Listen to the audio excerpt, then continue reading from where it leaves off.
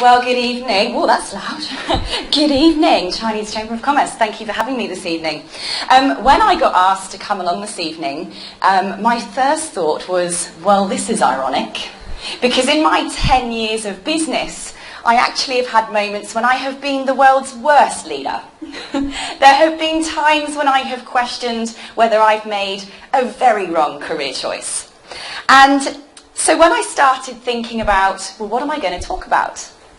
What information am I going to share? I thought, shall I talk about different leadership styles? Shall I talk about the characteristics of a great leader? Shall I talk about leadership methodologies? And then I thought, nah, you probably know all that anyway. Actually, I believe that leaders are not born. I believe that they grow.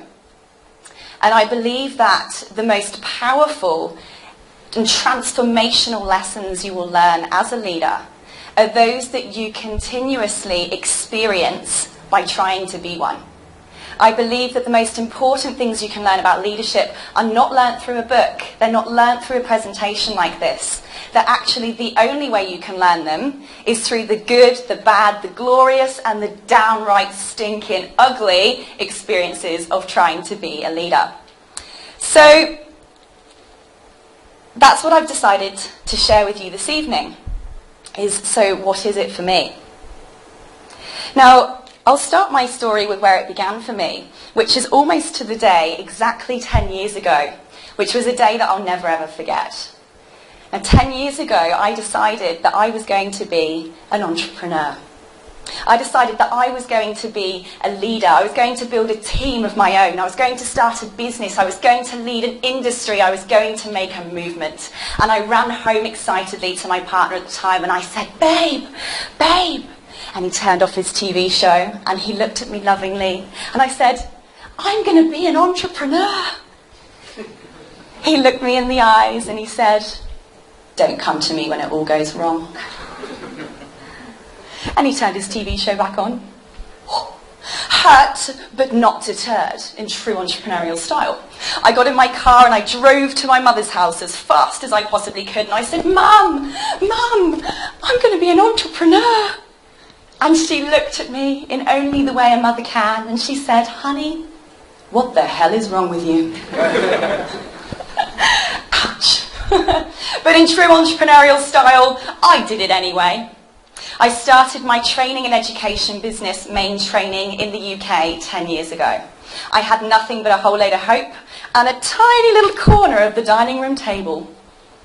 I run my business now in 3 countries. I've employed over 23 full-time staff and hundreds more casuals across the world. I've now educated thousands of people across the planet. I am the CEO of Main Training. I'm the CEO of Edupreneur Magazine. I'm the CEO of Edupreneur TV. I've won awards this year. I'm also this year's upcoming finalist for Telstra Young Businesswoman of the Year and also Startup Business of the Year. 3 years ago, I rocked up here in Australia and had nowhere to live. I had not even a mobile phone, let alone anyone in it to call. And I decided I was going to start a business here. I had no money, I had no contacts, I didn't know, quite frankly, where I was going to begin. Within that last 3 years, I've now not only created all of those achievements, but I've also created a business that's worth millions of dollars. And there is a couple of secrets to how I've done this. I get interviewed quite a lot on how have you done it? How have you become such an inspiring leader, not only for your team, but also for the industry that you represent? And how is it that you've created a movement essentially on your own?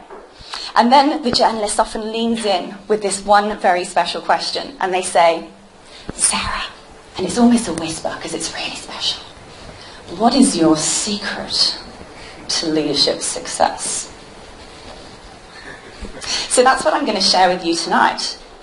But before I tell you exactly what the secret is, I'd like to share with you a story that changed my life 13 years ago.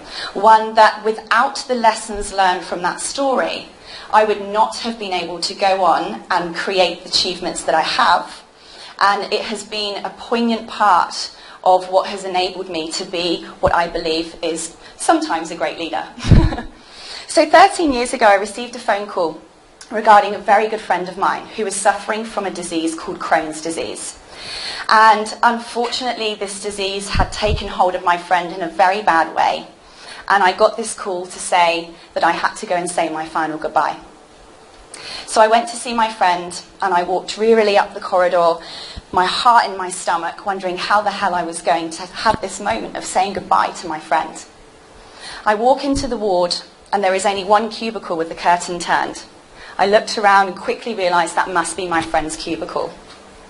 Just as I plucked up the guts to walk over and walk in, a nurse suddenly burst through the curtains with a smile on her face. This laughter followed her out, and she skipped off down the corridor as if she'd just learnt the joy of the world. What? Poof!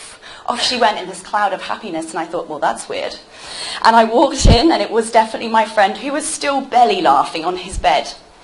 I sort of sat down awkwardly, and I said, mate, I don't mean to be the bringer of doom and gloom, but you've just been told you're going to die. Why are you so happy? He finished giggling, and he sat back in his bed, and he looked at me very seriously, and he said, Sarah, pass me the glass. And with a shaking hand, he picked up this plastic glass that was half full of water, and he popped it down on the table in front of him. And he said, Sarah, I want you to remember one thing. And please promise me that you will never, ever forget it. I said, I promise. He said, Sarah, this glass represents all of the things that are going to happen to you. It represents all of the choices you're going to have to make in your life. Sometimes there'll be good things, and sometimes there'll be bad things. But the point is, we are presented with things that happen to us that we cannot choose the fact that they've been presented to us. But he said, remember this one thing. 100% of the time, in every single circumstance, 100% of the time, Sarah, you get two choices. Choice number one is that thing has happened to you, and you let it stop you. You look up at the size of its scale and its weight and its challenge and its fear and its doom and its gloom, and you let it stop you. And you cry and you die. He said, choice number two is that thing has happened to you. You can look at it and you can feel scared, that's fine.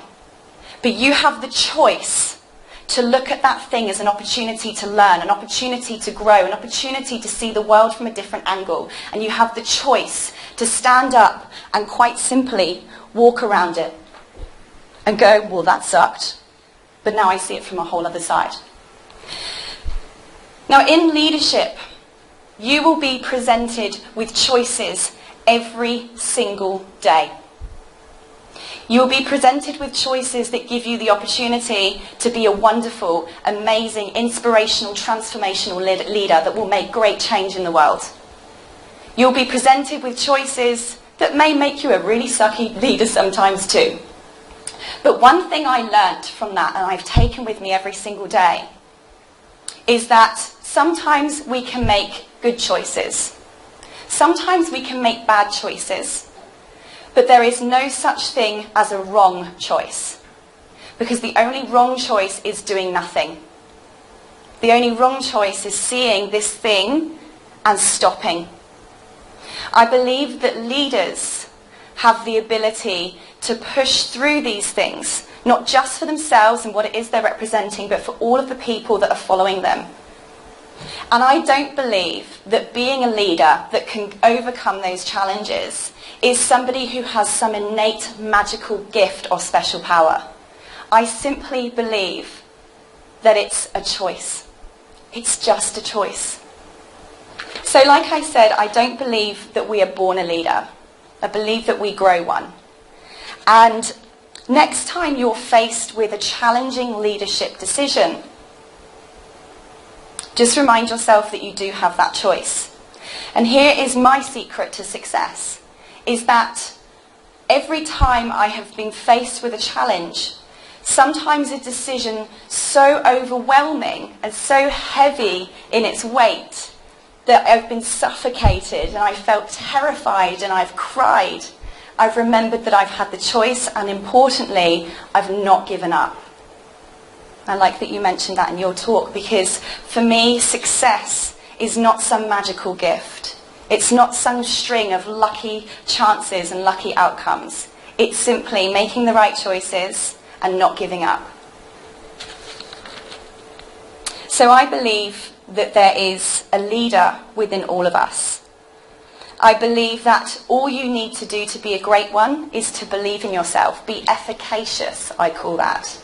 All you need to do is to keep on learning, to keep on finding ways of how not to do it, to keep believing in yourself and carrying on when the time's hard, to make any decision instead of no decision. And importantly, as Steve Jobs says, to continue to be crazy enough to think you can change the world, because only those people who think they can actually do. Thank you.